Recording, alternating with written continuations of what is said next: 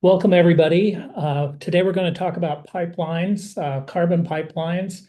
Joining me are Jan Morris from Montgomery County, Julie Glade from Wright County, Kathy Carter from Floyd County.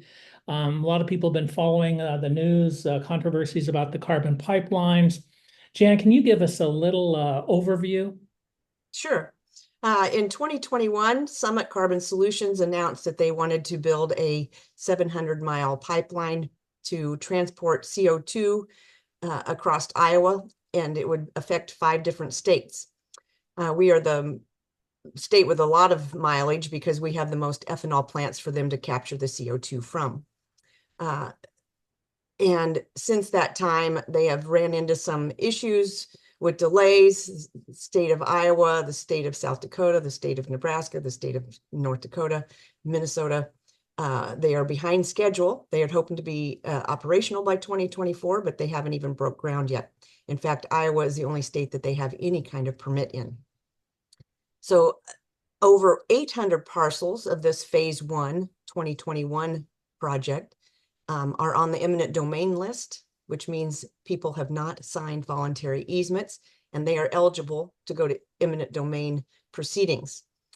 Now, before they even have permits for the first phase, Summit wants to expand with SCS transport pipeline and add an additional 350 miles in Iowa through another 14 laterals.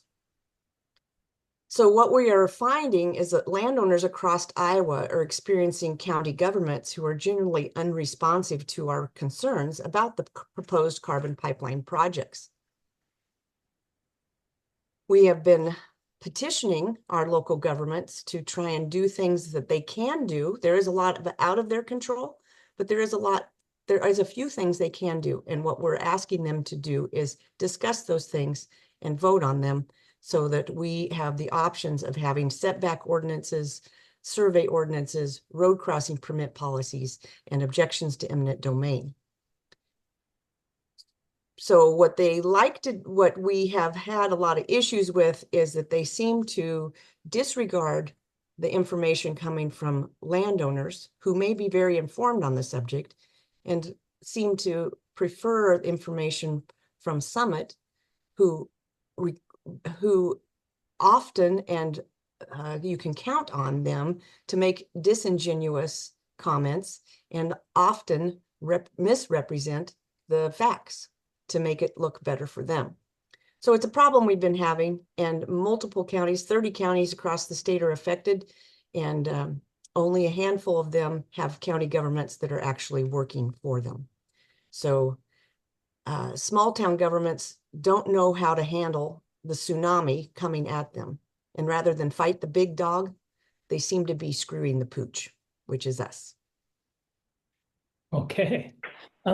So the controversies, as I understand it, they involve the use of eminent domain for a private company. And another issue is sometimes with the danger inherent with the pipelines. And sometimes there's been issues with pipeline construction. In particular, I was talking with a welder about some issues he encountered wanting to do some issues he had regarding welding, and he's a welder and he worked on the pipelines and he ended up not working for them anymore. And then there's issues of compaction, correct? If it goes across a farm field, that if it's not done right, that land isn't useful. Is that correct? Those are all legitimate issues that we are asking for help with from our state and local governments. And anything I forgot in that list? Oh, there's a lot of lists. There's probably more to it than that even. Okay. I have been looking for 3 years for some reason to support these projects. I haven't been able to find one. There is no redeeming value to them. Okay, but they would argue that it's sequestering carbon. It's going to be used for enhanced gas recovery. It's Well, good for the they environment. get paid the most to permanently sequester it, which means that they pump it underground 1.5 miles or 2 miles, and it's supposed to stay there forever. That's what they get paid the most tax credits for, but they can also get paid to use it for enhanced oil recovery. So if we're talking about this project's value in being that it reduces carbon, there is no net value to using it for enhanced oil recovery. Okay. Any other issues that I forgot to address or didn't know enough to address with respect to the problematic aspects of it that you'd like to bring up? It will also be, the process is going to be taking vast amounts of water, 3 billion gallons of water in a year, and also a vast amount of energy to liquefy the CO2 when they're capturing it. So it's really a boondoggle of a project because its carbon footprint is large. It's going to take a lot of our natural resources as well. Okay. Yes, that would have been something that we could have, our government could have done for us, is done a thorough analysis of the net benefit, but Iowa refused to do so. Okay. Kathy, anything to add to this section, to this part of the interview? Jan and Julie covered it very well, but there's also affiliated issues. For instance, one that comes to mind is the so-called man camps. So if and when construction happens, we know from past experience with other pipelines that the man camps can create some massive difficulties for the area. They can, they've been known to deplete local food pantries, secondhand stores, so they can take men's clothing, you know, since there's no suitable laundry facilities in their man camps. There's also been a lot of concerns about sex trafficking. So there's those issues as well. And so man camps are where the people working on the pipelines, they set up camps? They'll congregate with their motorhomes, their RVs, Yes. their tents. Yes. Okay. All right. So that's a nice overview. Thank you. Some of the issues. Jan, can you tell us some of the stuff that's happening specifically in Montgomery County or in any other counties that you're aware of? Well, it'd be easier to say what isn't happening. Okay. Because nothing is happening. We have been petitioning our county government for 3 years now to hold a discussion on the pipeline issues. And then in subsequent, after holding discussion, perhaps they would like vote in a setback ordinance or vote in a survey ordinance or vote in protections in the road crossing permits. But they continue to refuse to even discuss the issue for years. And then 2 weeks ago, when they were discussing changes to the public comment policy for our Board of Supervisors, they actually had the gall to complain about how difficult it is for them to hear us come in. We get 2 minutes every week to say something, how difficult it is for how weary they are of hearing all the comments, but yet they still refuse to put it on the agenda to have a discussion. And that's very frustrating to the landowners. And so what is their ultimate authority? Do they have to grant the permit? No. The state grants the permit. And that's one of the things that they say often is that we can't do anything. And that is true. They can't decide whether the pipeline gets built. They can't decide if the pipeline gets to use eminent domain. There's a whole list of things that they don't get to decide. And there's a very small list of things that they can decide and they can do something about. And that's what we're asking them to discuss and move on. Okay, and those are easements and those are setbacks, or what are they? Tell me what those things are. Well, the biggest thing, I mean, the only thing our county governments can do to help us as landowners is to set a minimum setback between our house and the pipeline, or our livestock and the pipeline, or our communities and the pipeline. They can establish a minimum setback. Some counties it's 1,000 feet, some counties 1,600 feet. It's whatever that county chooses and whatever their lawyer thinks they can defend. Says that the pipeline cannot be any closer to your house. One of the biggest reasons I'm fighting is because my neighbor a mile away is 288 feet. Her living room window is less than 300 feet from the pipeline, but it's across the fence. So she didn't get the option of saying yes or no. She's just stuck with living with it. Why is it okay for our county government to not say it has to be 1,000 feet from her house?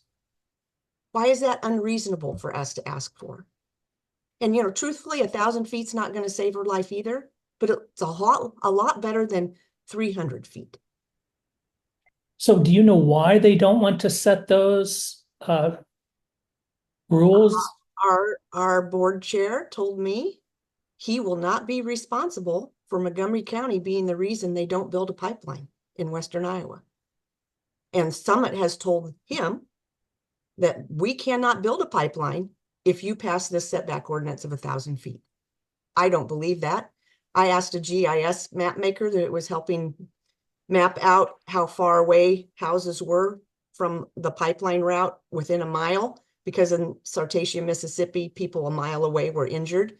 So the map makers put dots on a map showing how many residences were close, how close they were to the pipeline. He identified 13 residences that would be within that 1,000 feet. Surely 13 in Montgomery County isn't that hard to route around if you just spend a little bit more money and used a little bit more effort. Okay. Well, very good. Anything else to add about Montgomery County? Well, it's just frustrating that they refuse to discuss it. And it just, every week we have to keep going in, asking them to discuss it. Tuesday, my husband made comments asking them to call, actually offering to pay the expense to have the attorney that they engaged to draft the setback ordinance 2 years ago. They keep talking about it's going to cost them money to have him come back in and talk to us. So my husband offered to pay for it. But the discussion was, why would we have the lawyer come back in and talk to us? Because we're still not going to do an ordinance. And I think it's irresponsible of them to say, after 2 years' time, you don't think anything's changed. Maybe there are some updates you need to be aware of. And because we have phase 2, I referred to phase 1. Now phase 2 is an additional 350 miles in the state of Iowa. Montgomery County is a phase 1 of 18 miles and a phase 2 of an additional 24 miles. We have an opportunity to pass a setback ordinance for phase 2 if we can get it done before they file for a permit. So we have the small chance of helping people. And I don't understand why my local county board of supervisors is more concerned about a lawsuit from Summit than they are about protecting my neighbors. It doesn't seem right to me. okay, thank you. Julie, would you like to explain some of the challenges that you're finding and other people in Wright County are encountering at the county level? Well, Wright County Board of Supervisors have been, for the most part, supportive of concerned landowners. We go to many of their meetings, especially at the beginning of this process and the project. And they had been one of the first counties to submit an objection to the project on the IUC's website. They've also retained attorneys to help them along in the process, make sure they have all have everything, all their ducks in a row. But they will not go ahead with the most important thing I think they need to do is with ordinances. There have been 9 counties that have passed ordinances with setbacks. And we've encouraged our Board of Supervisors to do the same. They refer us to the Planning and Zoning Commission. It needs to come from them. We've gone to Planning and Zoning Commission meetings in Wright County. We've been to one. They don't meet very often. I think we're running into the same thing of Kathy Carter, as we'll probably talk about too. They don't meet very often. And when they do meet, they're not used to having people come to their meetings. We packed their meeting one evening to express our concerns and our wishes for them to move ahead with ordinances. But they refuse to move ahead with ordinances. I believe part of the reason is one of those members is president of the Iowa Corn Growers Association. And he is a conflict of interest there. Doesn't want to see setbacks put in place. So that is our stopping point right now in Wright County. Board of Supervisors say they can't do anything without planning and zoning, and planning and zoning won't move ahead with any kind of actions. And I think people need to know too how dangerous these pipelines are. I don't know if we really talk too much about what happens in a rupture, but the CO2 cloud that's going to come from a rupture is heavier than air. It's an asphyxiant, and it suffocates people. It suffocates animals. My family they live in the dead zone with this pipeline in proximity to their home. They have 5 minutes to take shelter in their home before this cloud could overtake them. So people are going to die. It's going to happen. And we're just calling for action from our people at the county level who could do things to protect us that refuse to move ahead. Thank you. And to be clear, you mentioned the one member of the Board of Supervisors with a conflict of interest. My understanding is from speaking with you earlier is that he identified the conflict of interest and he isn't going to vote on the issue because of that. Is that correct? That's correct. And he's on the Planning and Zoning Commission, and he said he would recuse himself from voting. So yes. Okay. Thank you. Kathy, would you share your thoughts from Floyd County? Well, both of these ladies have addressed a lot of the issues that I would have brought up and said it very well. But one of the things that's very curious to me is that with the counties refusing to put setbacks in place, they have setbacks for hog and cattle and chicken confinements and for the spreading of manure, but they can't be bothered to put setbacks in place to protect citizens from a toxic, highly pressurized pipeline. Really interesting to me.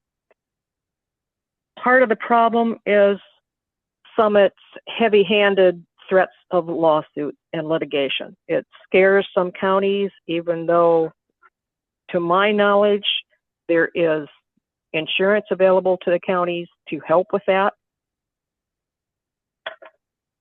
In the Floyd County, part of the safety issue and the concerns why they should have setbacks is Rockford, my town, is a prime example.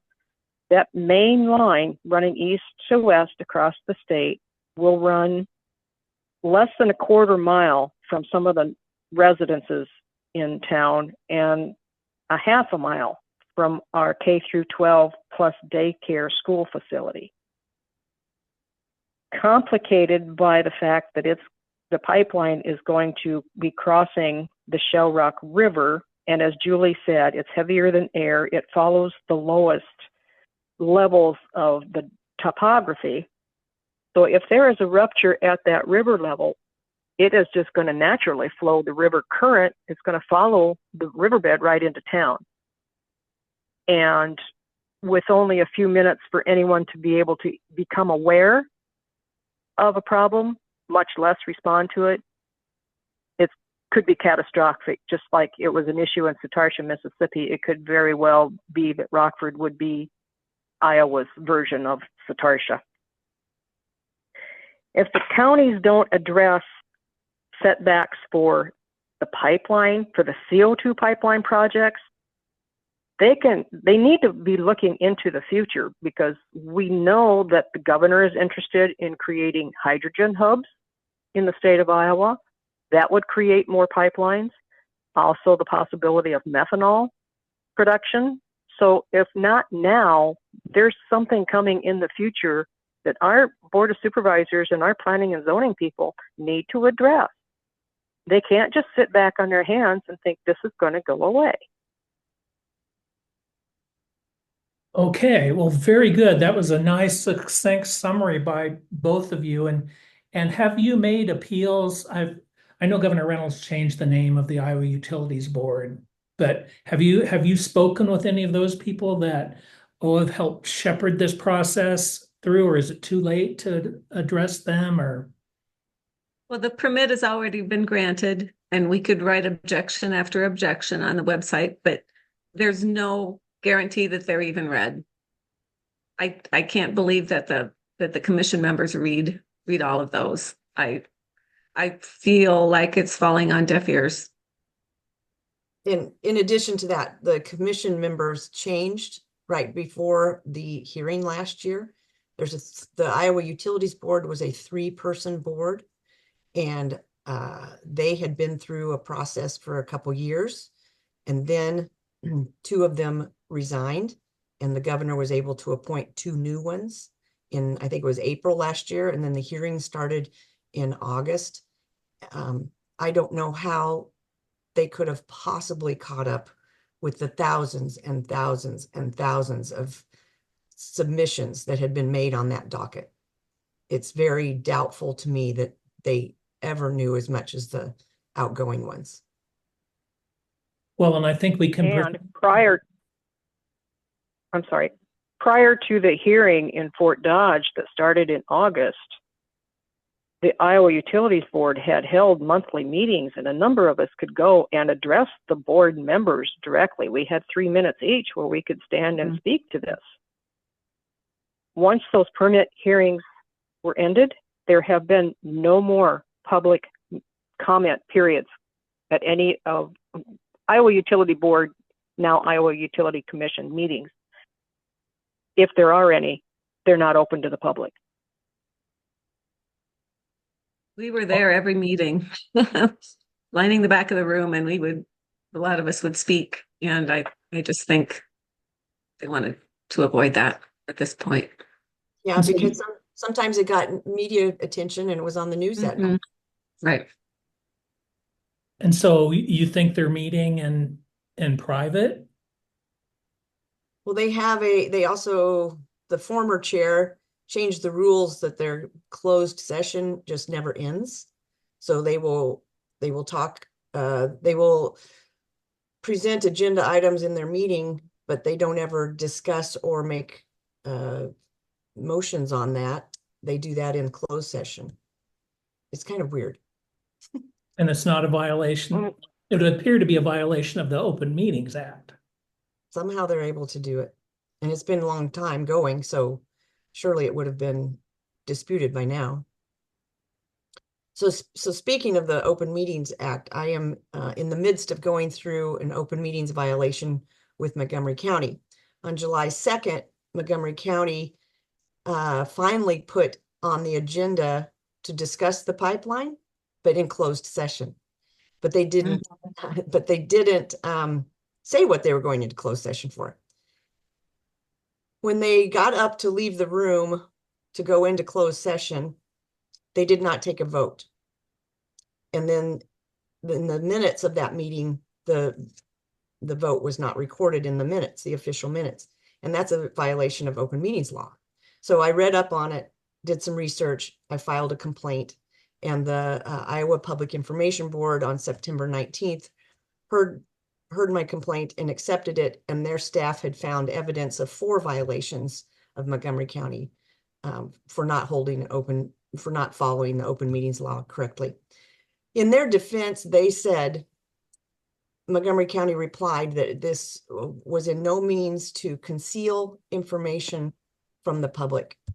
And I take great exception with that, because how is the public to think anything other than when we have been asking you for years to discuss the pipeline in open session and you refuse, but now you hold a closed session to discuss the pipeline that none of us are privy to? How else are we supposed to look at it?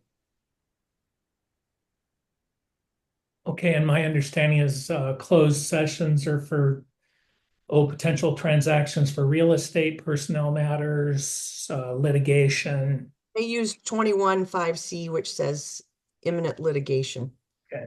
Because it's either current litigation, which we don't have any, or imminent litigation. So the county was trying to say, because Summit has threatened to sue us if we pass an ordinance, we're going to talk about the ordinance in closed session to protect our legal standing.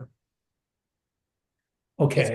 in my mind, to me as a taxpayer, it feels like they are using that as cover to have a discussion that they don't want to have in front of the public where people can hear things. Okay, very good.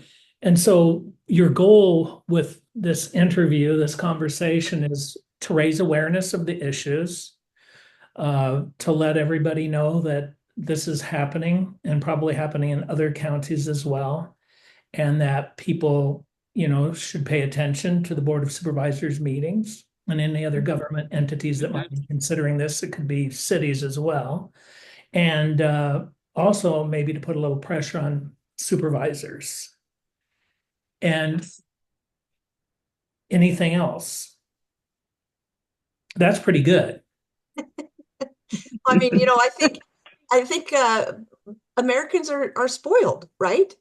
Our government has generally worked for us for years. And what we're realizing as folks that have maybe not been involved in local governments up to this point, but now that there's an issue that's really close to us and we're very concerned about, we're recognizing that our local governments maybe aren't responsive. They're not being responsive to us. And we're trying to call attention to that and make changes. And when we first went to the Planning and Zoning Commission, all of them asked for more information. They said, I don't know enough about this project to be able to determine if we need setbacks. This has been ongoing for several years already. They're on a Planning and Zoning Commission and they need more information. I think it's just a widespread problem in our county that if it's not going through your land, you don't care and you don't know anything about it. So unfortunately, we're the ones that have to start passing the word and trying to get the word out to everyone that they need to. Education is everything here. And people just writing letters to the editor, contacting their Board of Supervisors, coming to meetings, just getting involved and knowing more, I think is very important. Very good. 14 new laterals in phase 2. There's a lot more counties and a lot more landowners and citizens that are becoming aware of this and finding out that their counties are unprepared. And they need to learn and they need to educate and they need to act. And I like to say, in 2021, none of us knew what a CO2 pipeline was. We were starting from ground zero. Nobody knew anything. But in the 2024 phase 2 project, Summit doesn't get the advantage of the sneak attack this time.